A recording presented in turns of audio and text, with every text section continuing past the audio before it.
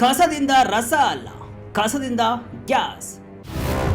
Petrol LPGಗೆ goodbye. ಅಯ್ಯಯ್ಯೋ, petrol ಬೆಲೆ ಏರ್ತಿದೆ, ಗ್ಯಾಸ್ ಸಿಗ್ತಿಲ್ಲ, ಮುಂದೇನು ಗತಿ ಅಂತ ಆತಂಕ ಪಡ್ತಿರುವಂತಹ ಕೋಟ್ಯಾಂತರ ಭಾರತೀಯರಿಗೆ ಒಂದು ಗುಡ್ ನ್ಯೂಸ್ ಇದೆ.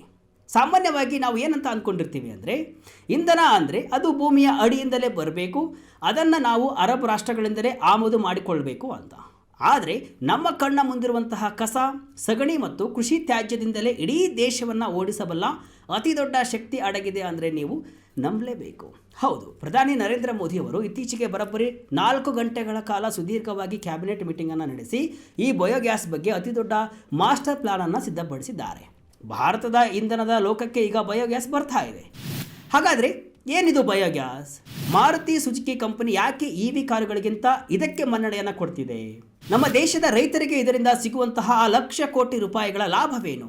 ಒಂದು ಕಂಪ್ಲೀಟ್ ರೋಚಕ ರಿಪೋರ್ಟ್ ಇಲ್ಲಿದೆ. ಕೊನೆ ತನಕ ಮಿಸ್ ಮಾಡದೆ ಈ ವಿಡಿಯೋವನ್ನು ನೋಡಿ. ನಾನು ಶಿವಮೂರ್ತಿ ಸೊರಬ. ಬಯೋಗ್ಯಾಸ್ ಅಂದರೆ ಏನು? ಮೊದಲು ನಾವು ಈ ಬಯೋಗ್ಯಾಸ್ ಅಂದರೆ ಏನು ಅನ್ನೋದನ್ನು ಸಿಂಪಲ್ ಆಗಿ ಅರ್ಥ ಮಾಡಿಕೊಳ್ಳೋಣ. ನಾವೆಲ್ಲ ಯೂಸ್ ಮಾಡೋ ನೈಸರ್ಗಿಕ ಅನಿಲ ಅಥವಾ LPG ಭೂಮಿಯ ಅಡಿಯಿಂದ ಬರುತ್ತೆ. ಆದರೆ ಈ ಬಯೋಗ್ಯಾಸ್ ಅಪ್ಪಟ ನ್ಯಾಚುರಲ್ ಎನರ್ಜಿ. ನಮ್ಮ ಸುತ್ತಮುತ್ತ ಸಿಗುವಂತಹ ಹಸುವಿನ ಸಗಣಿ, ಕೃಷಿ ತ್ಯಾಜ್ಯ, ಹಸಿ ಕಸ ಇವೆಲ್ಲವೂ ಕೂಡ ಕೊಳೆಯುವಾಗ ಒಂದು ಅನಿಲ ಉತ್ಪತ್ತಿ ಆಗುತ್ತೆ. ಅದೇ ಬಯೋಗ್ಯಾಸ್. ಇದನ್ನು ಜೈವಿಕ ಅನಿಲ ಅಂತಾನೂ ಕೂಡ ಕರೀತಾರೆ. ಇದರ ಅಸಲಿ ಪವರ್ ಇರೋದೇ ಇದರಲ್ಲಿರುವಂತಹ ಮಿಥೇನ್ ಅಂದರೆ CH4 ಎನ್ನುವ ಎಲಿಮೆಂಟ್ನಲ್ಲಿ. ನಾವು ತಯಾರಿಸುವಂತಹ ಬಯೋಗ್ಯಾಸ್ನಲ್ಲಿ 55% 65% ಮಿಥೇನ್ ಇರುತ್ತೆ. ಇದು ಬೆಂಕಿಯನ್ನು ಹೊತ್ತಿಸೋದಷ್ಟೇ ಅಲ್ಲ, ಇಂಜಿನ್ ಒಳಗಡೆ ದಹಿಸಿ ಗಾಡಿಯನ್ನು ಅಂದರೆ ಬೈಕುಗಳನ್ನು, ವಾಹನಗಳನ್ನು ವೇಗದಲ್ಲಿ ಓಡಿಸುವಂತಹ ಶಕ್ತಿಯನ್ನು ಹೊಂದಿದೆ. ಇದರ ಜೊತೆಗೆ ಸ್ವಲ್ಪ ಕಾರ್ಬನ್ ಡೈಆಕ್ಸೈಡ್ ಮತ್ತು ಹೈಡ್ರೋಜನ್ ಸಲ್ಫೈಡ್ ಇರುತ್ತೆ. 1 ಕ್ಯೂಬಿಕ್ ಮೀಟರ್ ಬಯೋಗ್ಯಾಸ್ನಲ್ಲಿ ಸುಮಾರು 5000 ಕಿಲೋ ಕ್ಯಾಲೋರಿಯಷ್ಟು ಎನರ್ಜಿ ಇರುತ್ತೆ. ಅಂದರೆ ನೀವು ಇದರ ತಾಕತ್ತನ್ನು ಒಮ್ಮೆ ಊಹೆ ಮಾಡಿ. ಕಸದಿಂದ ಹೇಗೆ ತಯಾರು ಮಾಡ್ತಾರೆ ಗ್ಯಾಸ್? 4 ಹಂತಗಳಲ್ಲಿ ನಡೆಯುತ್ತೆ ಪ್ರಕ್ರಿಯೆ. ವೀಕ್ಷಕರೇ, ಕಸದಿಂದ ಗ್ಯಾಸ್ ಮಾಡೋದು ಅಂದರೆ ಅದು ಅಷ್ಟು ಸುಲಭನಾ? ಅಲ್ಲ. ಇದರ ಹಿಂದೆ ಒಂದು ಅದ್ಭುತ ವಿಜ್ಞಾನ ಅಡಗಿದೆ. ಇದೊಂದು ರೀತಿ ನಮ್ಮ ಹೊಟ್ಟೆಯಲ್ಲಿ ನಡೆಯುವಂತಹ ಜೀರ್ಣಕ್ರಿಯೆ ಇದ್ದಂತೆ. ಉದಾಹರಣೆ ಸಮೇತ ನಿಮಗೆ ಹೇಳ್ತಾ ಹೋಗ್ತೀನಿ. ಇದರಲ್ಲಿ ಮುಖ್ಯವಾಗಿ 4 ಸ್ಟೆಪ್ಸ್ ಬರುತ್ತೆ. ಒಂದನೇದು ಕಲೆಕ್ಷನ್ ಮತ್ತು ಸ್ಲರಿ. ಮೊದಲು ಸಗಣಿ ಮತ್ತು ಹಸಿ ಕಸವನ್ನು ಕಲೆಕ್ಟ್ ಮಾಡಿ ಅದಕ್ಕೆ ನೀರು ಮಿಕ್ಸ್ ಮಾಡ್ತಾರೆ. ದೊಡ್ಡ ಮಷೀನ್ನಲ್ಲಿ ಇದನ್ನು ಚೆನ್ನಾಗಿ ಗ್ರೈಂಡ್ ಮಾಡಿದಾಗ ಅಂದರೆ ಮಿಕ್ಸ್ ಮಾಡಿದಾಗ ಒಂದು ಗಟ್ಟಿ ಸೂಪ್ ತರಹದ ಲಿಕ್ವಿಡ್ ರೆಡಿ ಆಗುತ್ತೆ. ಇದನ್ನೇ ನಾವು ಸ್ಲರಿ ಅಂತ ಕರಿತೀವಿ. ಇನ್ನು ಎರಡನೇದು ಡೈಜೆಸ್ಟರ್ ಟ್ಯಾಂಕ್ ಅಂತ. ಈ ಸ್ಲರಿಯನ್ನು ಒಂದು ಗಾಳಿ ಆಡದ ದೊಡ್ಡ ಟ್ಯಾಂಕ್ ಒಳಗೆ ಪಂಪ್ ಮಾಡ್ತಾರೆ. ಇಲ್ಲಿ 1% ಕೂಡ ಆಕ್ಸಿಜನ್ ಇರಬಾರದು. ಇನ್ನು ಮೂರನೇದು ಬ್ಯಾಕ್ಟೀರಿಯಾ ರಿಲೇ ರೇಸ್. ಈ ಕತ್ತಲ ಕೋಣೆಯಲ್ಲಿ 4 ಹಂತಗಳಲ್ಲಿ ಬ್ಯಾಕ್ಟೀರಿಯಾಗಳು ಕೆಲಸವನ್ನು ಶುರು ಮಾಡ್ತವೆ. ಮೊದಲು ಹೈಡ್ರೋಲಿಸಿಸ್, ಆಮೇಲೆ ಅಸಿಡೋಜೆನಿಸಿಸ್, ನಂತರ ಅಸಿಟೋಜೆನಿಸಿಸ್ ಮತ್ತು ಕಡೆಯದಾಗಿ ಮಿಥೋನೆಜೆನಿಕ್ ಬ್ಯಾಕ್ಟೀರಿಯಾ ಬರುತ್ತೆ. ಇವು ಆ ಕಸವನ್ನು ಪೂರ್ತಿಯಾಗಿ ಜೀರ್ಣಿಸಿಕೊಂಡು ಪ್ಯೂರ್ ಮಿಥೇನ್ ಗ್ಯಾಸನ್ನು ರಿಲೀಸ್ ಮಾಡ್ತವೆ.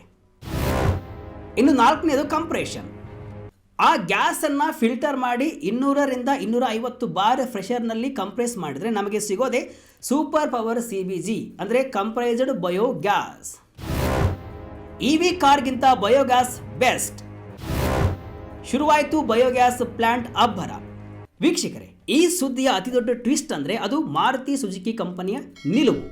ಮಾರುತಿ ಸುಜುಕಿ ಇಂಡಿಯಾದ ಚೇರ್ಮನ್ RC ಭಾರ್ಗವ ಅವರು ಒಂದು ಮಾತನ್ನು ಹೇಳಿದ್ದಾರೆ.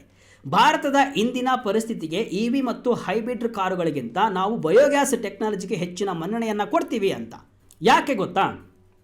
EV ಕಾರುಗಳಿಗೆ ಚಾರ್ಜ್ ಮಾಡೋಕ್ಕೆ ಬೇಕಾದ ಕರೆಂಟ್ ಬರೋದೇ ಕಲ್ಲಿದ್ದಲಿನಿಂದ. ಅಂದರೆ ಅಲ್ಲಿ ಮಾಲಿನ್ಯ ನಿಲ್ಲಲ್ಲ. ಆದರೆ ಬಯೋಗ್ಯಾಸ್ ಅಂದರೆ ಅದು ವೇಸ್ಟಿಂದ ಬರುವಂತಹ ಕ್ಲೀನ್ ಎನರ್ಜಿ. ಮಾರುತಿ ಕಂಪ್ನಿ ಈಗಾಗಲೇ ಹರಿಯಾಣದ ಮಾನೇಸರ್ನಲ್ಲಿ ಒಂದು ಪೈಲಟ್ ಪ್ಲಾಂಟ್ ರೆಡಿ ಮಾಡಿದೆ. ಅಷ್ಟೇ ಅಲ್ಲ, ಗುಜರಾತ್ನಲ್ಲಿ ಬನಾಸ್ ಸುಜುಕಿ ಬಯೋಗ್ಯಾಸ್ ಪ್ಲಾಂಟನ್ನು ಕೂಡ ಸ್ಥಾಪಿಸಿದೆ. ಇದು ದಿನಕ್ಕೆ ಬರೋಬ್ಬರಿ 100 ಟನ್ ಸಗಣಿಯನ್ನು ಬಳಸಿ 1.5 ಟನ್ ಗ್ಯಾಸ್ ರೆಡಿ ಮಾಡುತ್ತೆ. ಅಂದರೆ ಒಂದು ಪ್ಲಾಂಟ್ನಿಂದ ದಿನಕ್ಕೆ 850 CNG ಕಾರುಗಳಿಗೆ ಫುಲ್ ಟ್ಯಾಂಕ್ ಗ್ಯಾಸ್ ತುಂಬಿಸಬಹುದು. ಯೋಚನೆ ಮಾಡಿ, ನಮ್ಮ ಹಳ್ಳಿಗಳಲ್ಲಿ ಇಂತಹ ಪ್ಲಾಂಟ್ ಬಂದರೆ ನಾವು ಯಾರ ಮೇಲೂ ಕೂಡ ಡಿಪೆಂಡ್ ಆಗೋ ಅಗತ್ಯವೇ ಬರಲ್ಲ. ಭಾರತದ ಹತ್ತಿರ ಇದೆ ಅತಿ ಹೆಚ್ಚು ಜಾನುವಾರುಗಳ ಶಕ್ತಿ. ವರ್ಷಕ್ಕೆ 87 ಬಿಲಿಯನ್ ಕ್ಯೂಬಿಕ್ ಮೀಟರ್ ಗ್ಯಾಸ್ ಉತ್ಪಾದನೆ. ಭಾರತಕ್ಕೆ ಈ ವಿಷಯದಲ್ಲಿ ಅತಿ ದೊಡ್ಡ ಪ್ಲಸ್ ಪಾಯಿಂಟ್ ಇದೆ. ಇಡೀ ಪ್ರಪಂಚದಲ್ಲಿ ಅತಿ ಹೆಚ್ಚು ಜಾನುವಾರುಗಳಿರುವಂತಹ ದೇಶ ನಮ್ಮದು. ನಮ್ಮಲ್ಲಿ ಒಟ್ಟು 535 ಮಿಲಿಯನ್ ಜಾನುವಾರುಗಳಿವೆ. ಕೇವಲ ಹಸು ಎಮ್ಮೆಗಳ ಸಂಖ್ಯೆಯೇ 30 ಕೋಟಿ ದಾಟಿದೆ. ಜೊತೆಗೆ ನಮ್ಮ ನಗರಗಳಲ್ಲಿ ದಿನಕ್ಕೆ 1.69 ಲಕ್ಷ ಟನ್ ಹಸಿ ಕಸ ಉತ್ಪತ್ತಿ ಆಗ್ತಿದೆ. ಕೃಷಿ ವಲಯದಿಂದ ವರ್ಷಕ್ಕೆ 350 ಮಿಲಿಯನ್ ಟನ್ ತ್ಯಾಜ್ಯ ಸಿಗ್ತಿದೆ. ಈ ಎಲ್ಲವನ್ನ ಬಳಸಿಕೊಂಡ್ರೆ ಭಾರತ ವರ್ಷಕ್ಕೆ 87 ಬಿಲಿಯನ್ ಕ್ಯೂಬಿಕ್ ಮೀಟರ್ ಬಯೋಗ್ಯಾಸನ್ನು ತಯಾರಿಸಬಹುದು. ವೀಕ್ಷಕರೇ ಗಮನಿಸಿ, ಇವತ್ತು ಭಾರತದ ಒಟ್ಟು ಗ್ಯಾಸ್ ಬಳಕೆಯೇ ಕೇವಲ 67 ಬಿಲಿಯನ್ ಕ್ಯೂಬಿಕ್ ಮೀಟರ್ ಅಷ್ಟೇ.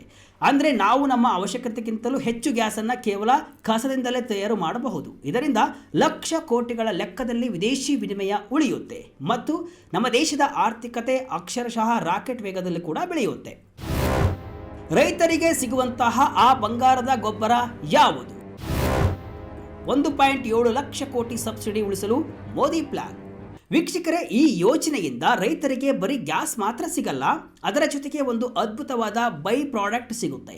ಅದನ್ನು ಡೈಜೆಸ್ಪೇಟ್ ಅಥವಾ ಫರ್ಮೆಂಟೆಡ್ ಆರ್ಗ್ಯಾನಿಕ್ ಮ್ಯಾನ್ಯೂರ್ ಅಂತಾರೆ.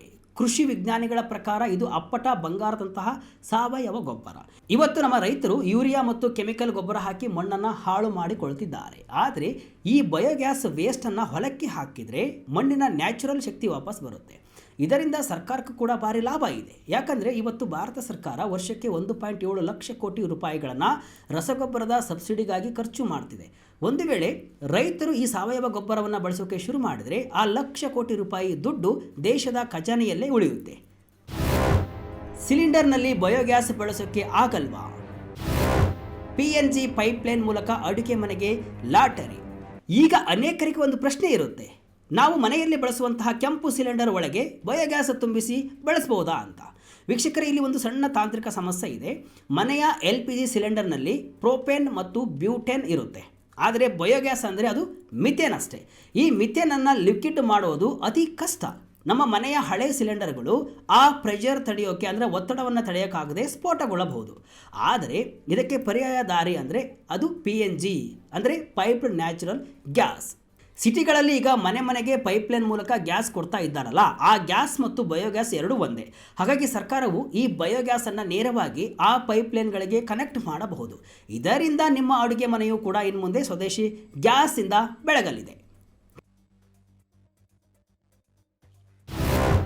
2018ರ ಸತಾತ್ ಸ್ಕೀಮ್ ಮತ್ತು ಈಗಿನ ಪರಿಸ್ಥಿತಿ. 5,000 ಪ್ಲಾಂಟ್ಗಳ ಗುರಿ, ಫಂಕ್ಷನಲ್ ಆಗಿರೋದು ಎಷ್ಟು?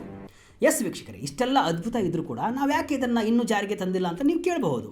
ಭಾರತ ಸರ್ಕಾರ 2018ರಲ್ಲಿ ಸತಾತ್ ಎನ್ನುವ ಬೃಹತ್ ಯೋಜನೆಯನ್ನು ಲಾಂಚ್ ಮಾಡಿತು. ದೇಶಾದ್ಯಂತ 5,000 ಬಯೋಗ್ಯಾಸ್ ಪ್ಲಾಂಟ್ ಕಟ್ಟೋದು ಇದರ ಗುರಿಯಾಗಿತ್ತು. ಆದರೆ 2026ರ ಲೆಕ್ಕಾಚಾರದ ಪ್ರಕಾರ ಕೇವಲ 207 ಪ್ಲಾಂಟ್ಗಳು ಮಾತ್ರ ಪೂರ್ಣ ಪ್ರಮಾಣದಲ್ಲಿ ಕೆಲಸ ಮಾಡ್ತಿವೆ. 5,000 ಎಲ್ಲಿ, 207 ಎಲ್ಲಿ? ಈಗ ಇಂಧನ ಬಿಕ್ಕಟ್ಟು ತಲೆದೋರಿದ ಮೇಲೆ ಬಯೋಗ್ಯಾಸಿನ ನೆನಪು ಆಗಿದೆ. ಹೀಗಾಗಿ ಸರ್ಕಾರಿ ಮಟ್ಟದಲ್ಲಿ ಇದನ್ನು ಈಗ ಹೆಚ್ಚಿಸಬೇಕು ಅನ್ನೋ ಪ್ರಯತ್ನ ನಡೀತಾ ಇದೆ. ಈಗ ಸರ್ಕಾರ ಕಟ್ಟುನಿಟ್ಟಿನ ನಿಯಮ ತರಲು ಪ್ಲಾನ್ ಕೂಡ ಮಾಡಿಕೊಳ್ತಾ ಇದೆ.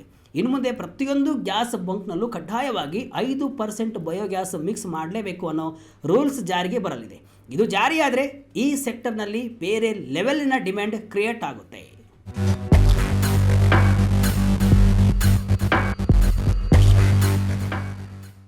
ಒಟ್ಟಿನಲ್ಲಿ ಬಯೋಗ್ಯಾಸ್ ಎನ್ನುವುದು ಕೇವಲ ಕಸದಿಂದ ತಯಾರಿಸುವ ಇಂಧನವಲ್ಲ, ಇದು ಭಾರತದ ಇಂಧನ ಸ್ವಾವಲಂಬನೆಯ ಹೊಸ ಮಂತ್ರ. ಇಂದಿನ ಜಾಗತಿಕ ಇಂಧನ ಬಿಕ್ಕಟ್ಟಿನ ಸಮಯದಲ್ಲಿ ಪೆಟ್ರೋಲಿಯಂ ಆಮದಿಗಾಗಿ ನಾವು ವ್ಯಯಿಸ್ತಾ ಇರುವಂತಹ ಲಕ್ಷಾಂತರ ಕೋಟಿ ರೂಪಾಯಿಗಳನ್ನು ಉಳಿಸಿ ನಮ್ಮದೇ ದೇಶದ ರೈತರ ಏಳಿಗೆಗೆ ಬಳಸಲು ಈ ತಂತ್ರಜ್ಞಾನ ಅತ್ಯುತ್ತಮ ಮಾರ್ಗವಾಗಿದೆ. ಮಾರುತಿ ಸುಜುಕಿಯಂತಹ ದೊಡ್ಡ ಕಂಪನಿಗಳು ಮತ್ತು ಕೇಂದ್ರ ಸರ್ಕಾರ ಈ ಯೋಜನೆಗೆ ಮನ್ನಣೆ ನೀಡ್ತಾ ಇರುವುದು ಭರವಸೆಯ ಬೆಳಕು. ಈ ವಿಜ್ಞಾನ ನಮಗೆ ಮೊದಲೇ ತಿಳಿದಿದ್ರೂ ಕೂಡ ಅನುಷ್ಠಾನದಲ್ಲಿ ನಾವು ತೋರಿಸುತ್ತಿರುವಂತಹ ಆಮೆಗತಿ ಇನ್ನೂ ದೂರವಾಗಬೇಕಾಗಿದೆ. ಕೇವಲ 100 ಪ್ಲಾಂಟ್ಗಳಲ್ಲ, ಸಾವಿರಾರು ಪ್ಲಾಂಟ್ಗಳು ಹಳ್ಳಿಗಳಲ್ಲಿ ಆರಂಭವಾಗಬೇಕು. ಈ ಕಸದಿಂದ ಗ್ಯಾಸ್ ಕ್ರಾಂತಿಯು ದೇಶದ ಆರ್ಥಿಕತೆಯನ್ನು ಬಲಪಡಿಸುವುದರ ಜೊತೆಗೆ ನಮ್ಮ ಮಣ್ಣನ್ನು ರಾಸಾಯನಿಕ ಮುಕ್ತವಾಗಿಸಲಿ ಎಂಬುದೇ ಎಲ್ಲರ ಆಶಯ. ಈ ಮಹತ್ತರ ಬದಲಾವಣೆ ಬಗ್ಗೆ ನಿಮ್ಮ ಅಭಿಪ್ರಾಯವೇನು? ಮಿಸ್ ಮಾಡದೆ ಕಮೆಂಟ್ ಮೂಲಕ ತಿಳಿಸಿ. ಇದಿಷ್ಟು ಇವತ್ತಿನ ವಿಶೇಷ. ಇದೇ ರೀತಿ ಹಲವು ವಿಶ್ಲೇಷಣೆ ಮಾಹಿತಿಯಷ್ಟೇ ಅಲ್ಲ, ಮನರಂಜನೆಯ ವಿಡಿಯೋಗಳಿಗಾಗಿ ವಿಜಯ ಕರ್ನಾಟಕ ವೆಬ್ಸೈಟ್, ಫೇಸ್ಬುಕ್ ಹಾಗೂ ಯೂಟ್ಯೂಬ್ ಪೇಜನ್ನು ಫಾಲೋ ಮಾಡಿ. ಧನ್ಯವಾದಗಳು.